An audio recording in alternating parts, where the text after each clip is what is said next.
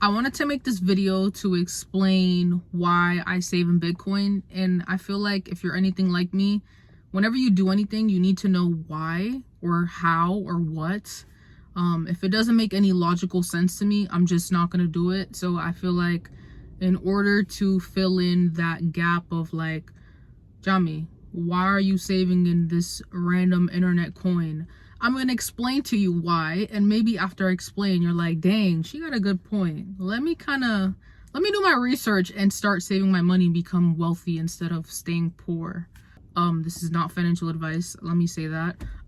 This is just what works for me, and I think that if I share what works for me, it may be able to help you. So yeah. So the first reason why I save in Bitcoin is because the dollar is being devalued. What that basically means is that you need more money in order to afford the same things. The dollar that we use is losing its value very fast because our government and the Federal Reserve is printing more of it and using more of it to fund debt. Fun fact, since 1971, the dollar has lost over 90% of its value. You're probably wondering why 1971? Well, in 1971, we got off the gold standard, and that's basically when for every amount of dollars that we had an equivalent to gold. So our dollars are backed by gold. So you weren't just holding dollars, you had a physical equivalent in value to back it up.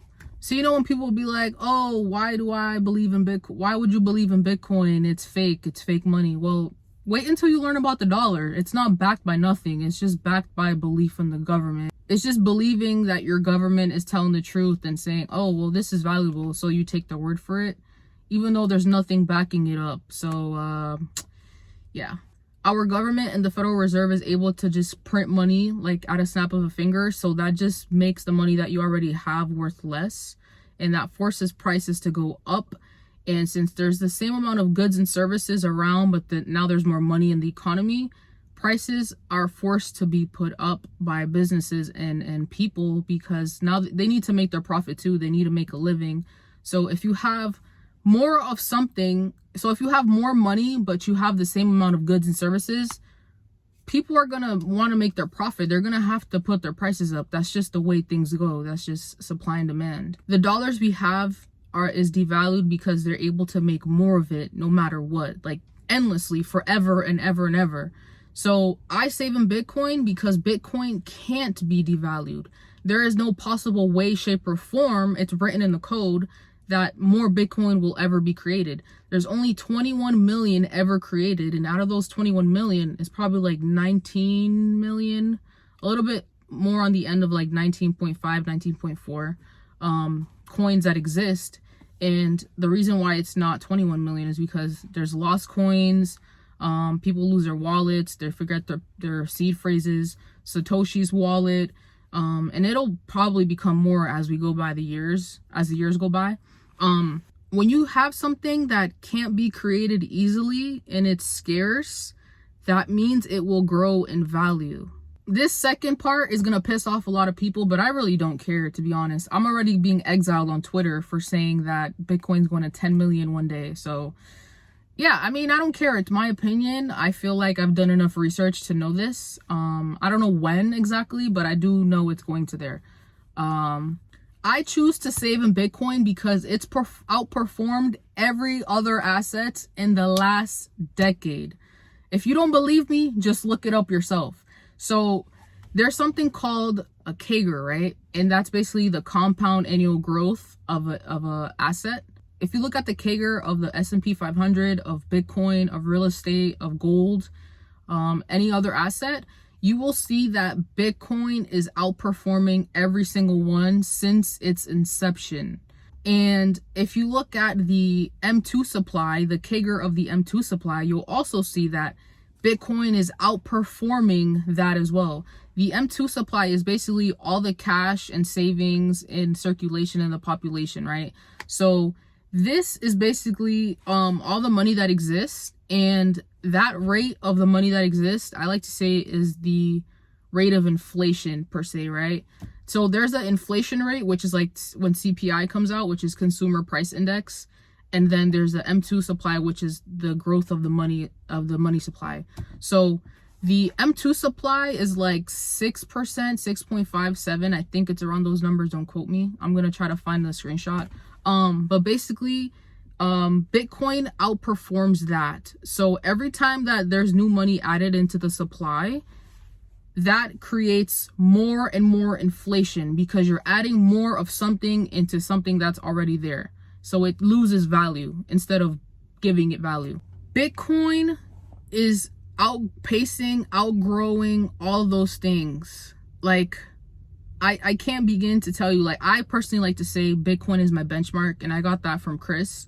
Like, if an asset isn't outgrowing or outpacing inflation, I'm not gonna touch it. Why? Because you're just gonna be like, for example, you're just gonna be getting by. I don't want to just get by. I want to be way ahead. Why would you ever invest in something that's gonna keep you afloat when you can invest in something that's gonna have you floating all the way up? Like, you're not gonna be sinking in debt or trying to be ahead of inflation. That's what living paycheck to paycheck is. Like, you're just getting by barely. Gold has one of the higher CAGRs from like real estate and stocks and stuff, but it's like, it's still not beating inflation. You're just barely getting by. Bitcoin's the only asset that's actually beating inflation and every other asset.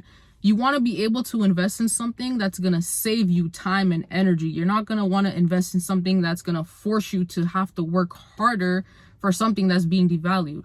The problem with stocks and bonds and real estate and gold is that they're all pegged to the dollar in some way, shape, or form. So if the dollar is going down and you have assets that are connected to the dollar, guess what? Those assets are also going to go down as well. But if you have Bitcoin, yes, it's priced in dollars in America. If you're in Europe, it's priced in euros. If you're in Japan, it's priced in yens. That's just pricing it in the native country's currency. Bitcoin is still one Bitcoin. It's not connected to that native country's currency. It's a separate monetary system. It's a separate currency. Another reason why I save in Bitcoin is because no one can take it from me or steal it from me or freeze it. If you put your money in the bank and that bank gets shut down or that bank gets hacked, like its server gets hacked, you're cooked. Like, your money is gone. And I don't want to be able to save in something that someone can just take away from me.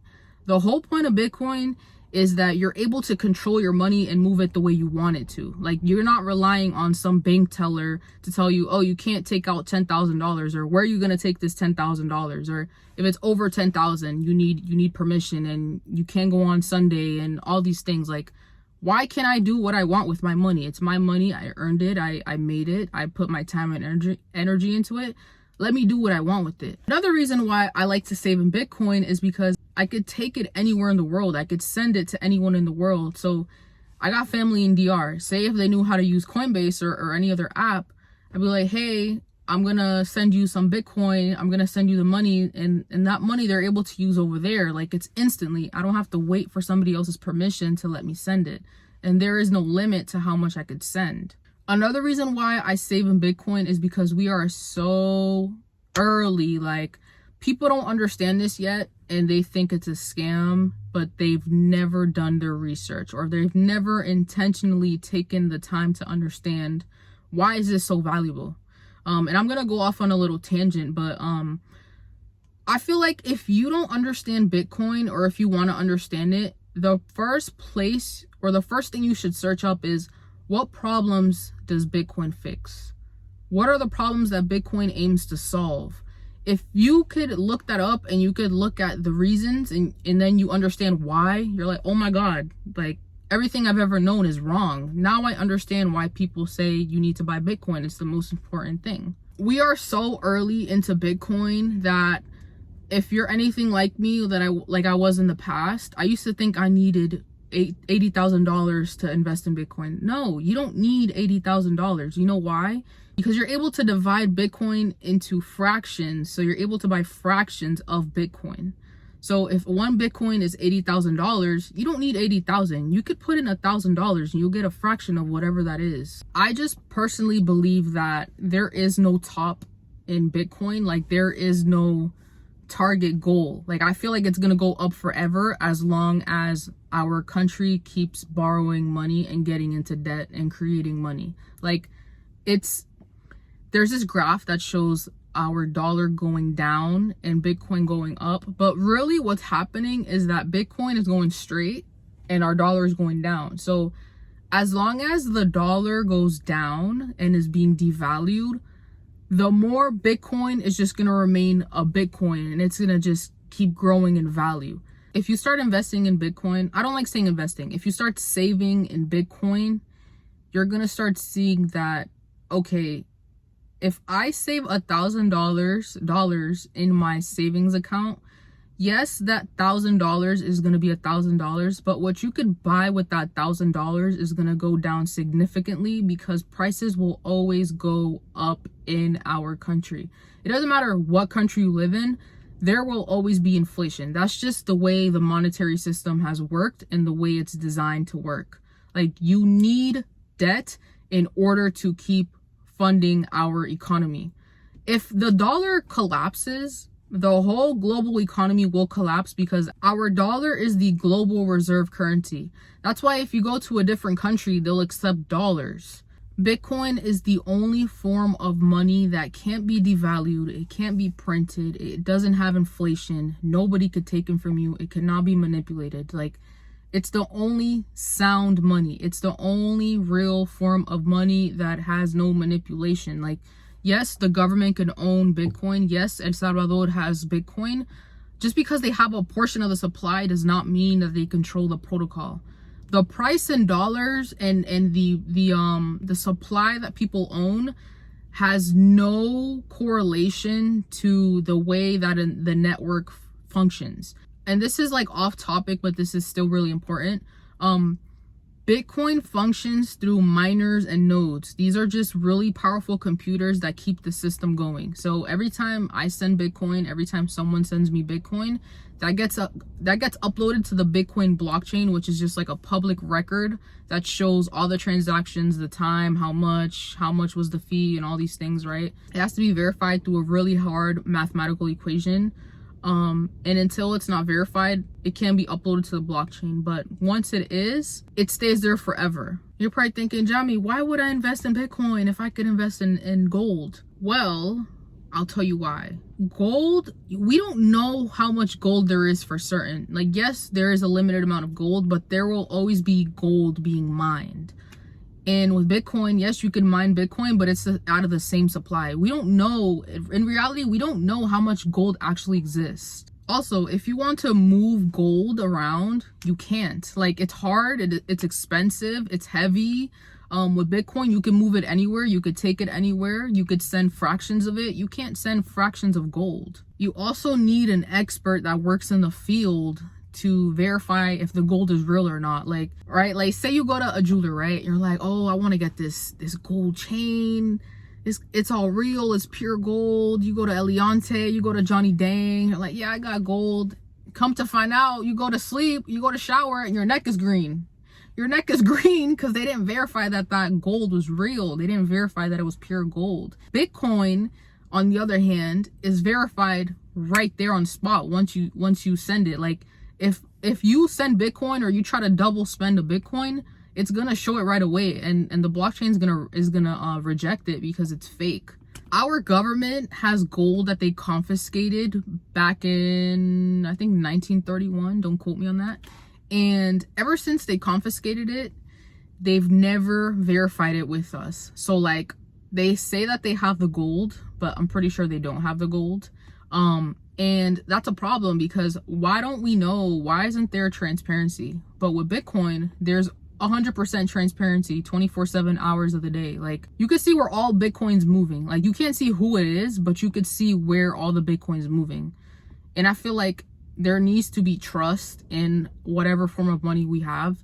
And right now we're in a setting in our country where there is no trust. There is no trust in the government.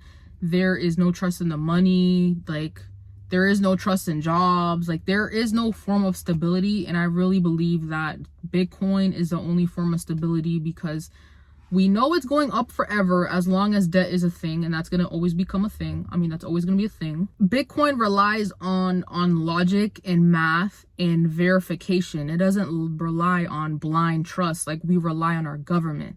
Like, just because the government says, oh, this is a good thing, oh, take this, oh, this is the best form of money, we're just gonna trust them because they say so, because they have authority. That's not the way things work. You need to be able to trust people and have facts and understand, like, okay, 2 + 2 = 4, but how did you get there? Well, this is how I got there. It's math. Instead of somebody telling you 2 + 5 = 4, like, what do you mean it's 4? I'm seeing it for myself. So I just feel like Bitcoin's the best form of money you could invest in, because you just get higher returns and everything else, and you're beating inflation. Like, it all comes down to what you're outpacing. You don't want to save in something that's going to keep you under, at, or a little bit ahead of what's causing inflation. You want to invest in something, you want to save in something that's outpacing inflation and every other asset. That way you're safe. You have a stable foundation. Every day we go to work, we work 40+ hours a week, right? You trade your time and your energy in order to go to your employer and make these people richer, right? You basically trade all your time and energy to go to a job in order to get dollars. Think of that. Just think of that for a second, right? While you're working really hard to make these dollars, to fund your life, to stay alive, to survive, to put food on the table for your kids and your family, for yourself, you have your government that, sorry, my phone. You have your government that will print it at a snap of a finger and devalue it. Now you could barely buy things. You could barely afford your rent. You could barely buy shoes for your kids. You could barely just sustain your life. So when you save in Bitcoin, it ensures that you're not going through this. You're storing your money, you're storing your dollars in a asset that is meant to grow as long as we exist. Like, there is no way, shape, or form that this will ever stop. Like, unless something out of this world will ever stop it, but I really don't think anything could really stop it. Saving in Bitcoin literally ensures that you are being protected from inflation. Like, I don't know how else to explain it, but like, that's literally why I save in Bitcoin. I want to make sure that just because I go to work 40 hours a week, my money in my savings account doesn't stay flat. Do you remember, like, a week ago, 2 weeks ago, when all those tariff wars, or they're still going on, but the tariff news started hitting more, and people were like, oh my god, my 401k is down 20%, my blah blah blah is down, like, what am I gonna do? My savings are deteriorating. Like, that all has to do with all your assets being connected to the dollar. Everybody that was saving in Bitcoin and that was invested in Bitcoin proxies like MicroStrategy and Bitcoin companies that invest in Bitcoin, those were the only things that were up in the stock market that week. Why? All those companies were being protected by a form of money that's a hedge against inflation and devaluation. Like, think about that. The whole world saw that the stock market was down, that all these crypto coins were down, and Bitcoin was hardly down. Like, it was barely down, and MicroStrategy was barely down. Just, I know that woke up a lot of people, and they're like, dang, like, maybe I am investing in something that isn't really worth it. But yeah, I feel like saving in Bitcoin is the best thing you could do in 2025 and forever. I'm gonna continue to do it the way I save in Bitcoin, right? So I get paid every 2 weeks. So in those 2 weeks, I get a paycheck. Out of that paycheck, I take minimum 30% of my check and I buy Bitcoin. After I buy Bitcoin, I will send it to my cold storage, and in my cold storage, I leave it there. And then I just keep doing this over and over and over again. I think it's the greatest thing you could do. I always tell people, it doesn't matter how much money you're making. Obviously it matters, but as long as you're saving something in Bitcoin, that's all that matters. So if you could only do $10, do $10 now until you get more money. If you could only do $200, do $200. Anything matters because it's gonna compound as time goes, the more that you do it. If you want to save in Bitcoin, save minimum 10%, 20%. I say minimum 20%. And then every time you get paid, buy it. Keep buying it, keep buying it. And then once you buy it and you have it on the exchange, make sure that you send it to your cold storage. You never want to keep your Bitcoin online. You want to send it to your cold storage, because that way you control your money. Nobody could freeze your money. And say if Coinbase gets hacked, your Bitcoin's gone. Now, if you have it in your cold storage, like a cold card or a Trezor wallet, it can't be hacked. It's safe there. So yeah, that was my video. I hope you liked it. I don't really have anything else to say, so I'm gonna stop yapping now. I'm thinking about doing like Bitcoin talks where I just ramble about like things I learned throughout the week or something, or just like express myself on Bitcoin, because I feel like a lot of the times I just speak freely, and if I don't have a script, I'm like all over the place. So I think I'm gonna start doing that. Also, shout out to Kazi. I had a really nice conversation with him this past weekend. We're just talking about Bitcoin and life and ideas, and just bouncing ideas off of each other and getting to know each other. I think Bitcoin is a really great space to meet people, especially like-minded individuals. And yeah, it's just like a really beautiful thing, because the more you educate other people on Bitcoin, the more you see that there's people like you out there. You just gotta be yourself wholeheartedly, and you will find your tribe, you will find your people. So yeah, I promise I'm gonna try to be more consistent. My laptop is so slow. I gotta get a new laptop. That's what I'm gonna invest in. I'm gonna get a new laptop. Once I get it, I'm gonna start investing more. I'm gonna start making more videos. So yeah, thank you for watching my video. If you didn't like it, I don't really care. If you did, even better. So make sure you like, comment, and subscribe, and I'll see you next time.